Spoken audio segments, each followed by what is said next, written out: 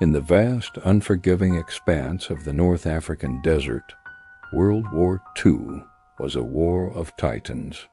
Rommel S. Afrika Korps and Montgomery S. 8th Army clashed in epic tank battles that have since become legendary. But beneath the thunder of panzer cannons and the roar of Spitfires, another war was being fought as silent. Deadly conflict waged in the shadows, far behind enemy lines. This is the story of one such mission, a tale of courage, desperation, and survival, lost to the footnotes of history. Our story begins in the spring of 1942. The front lines are a brutal stalemate, a grinding war of attrition under the relentless desert sun. For the German High Command, breaking this deadlock requires more than just tanks and infantry. It requires intelligence, sabotage, and a special kind of soldier. Enter the Brandenburgers, Germany's elite special forces unit. These men are not typical soldiers. They are masters of disguise, fluent in foreign languages, and trained to operate deep within enemy territory.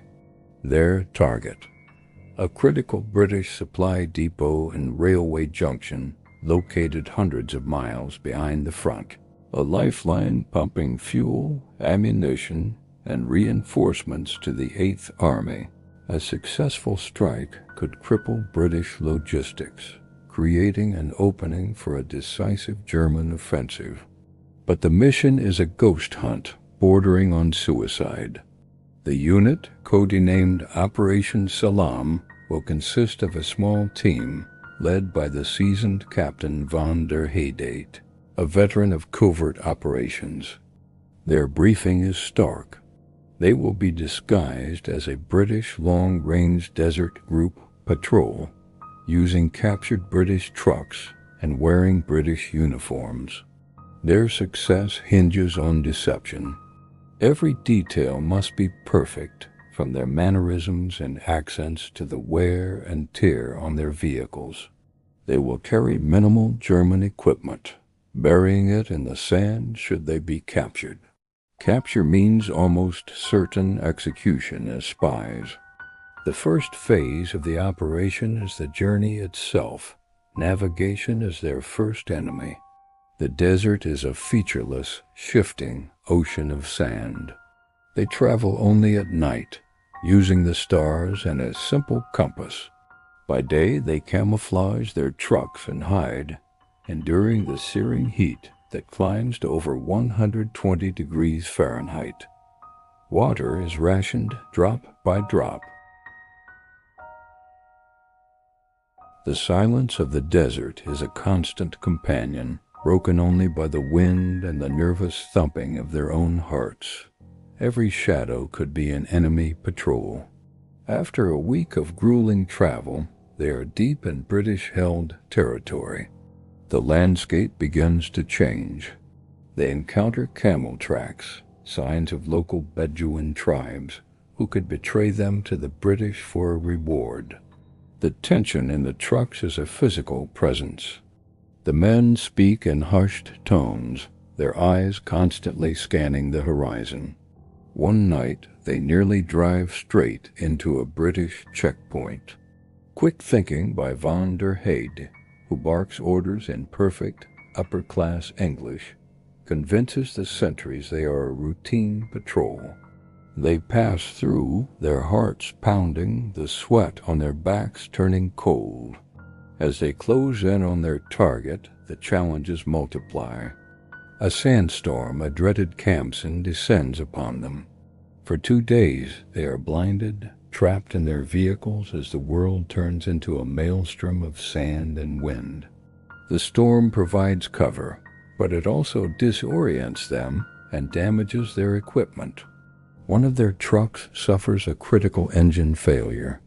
They are forced to abandon it, cannibalizing it for spare parts and redistributing the precious fuel and water.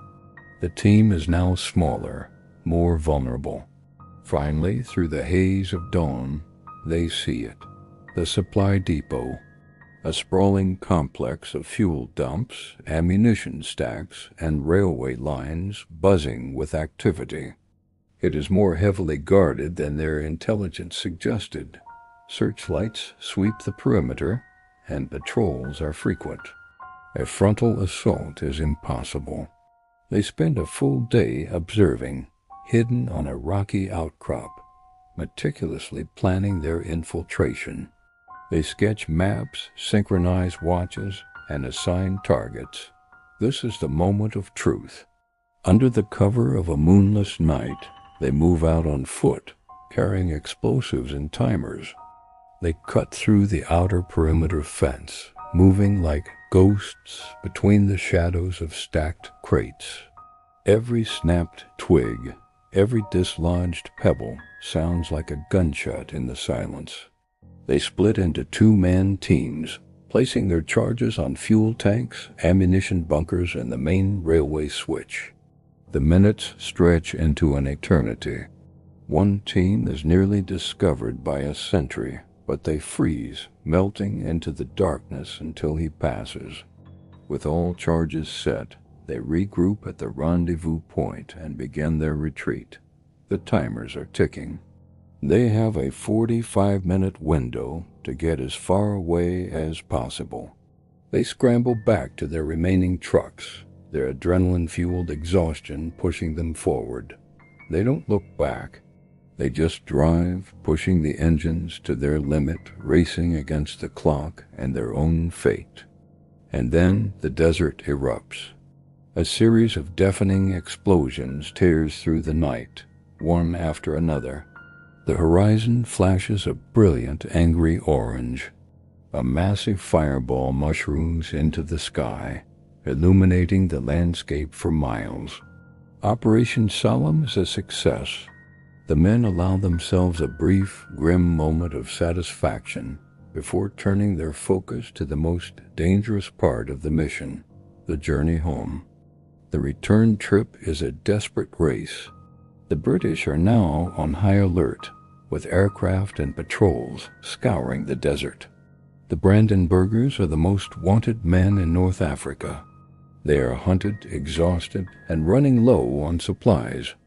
They are forced into a series of running firefights with British patrols, losing another vehicle and 2 more men. The desert, which had been their cover, now feels like a trap. Weeks later, a battered, sun-blackened group of survivors, barely recognizable, limps back across German lines. Of the original team, fewer than half have returned. They brought back no prisoners, no captured flags, only themselves and the knowledge of a mission accomplished against impossible odds. Their story was not sung in propaganda films or immortalized in grand monuments. It was a secret, buried in classified after-action reports, a quiet testament to the shadow warriors of the desert.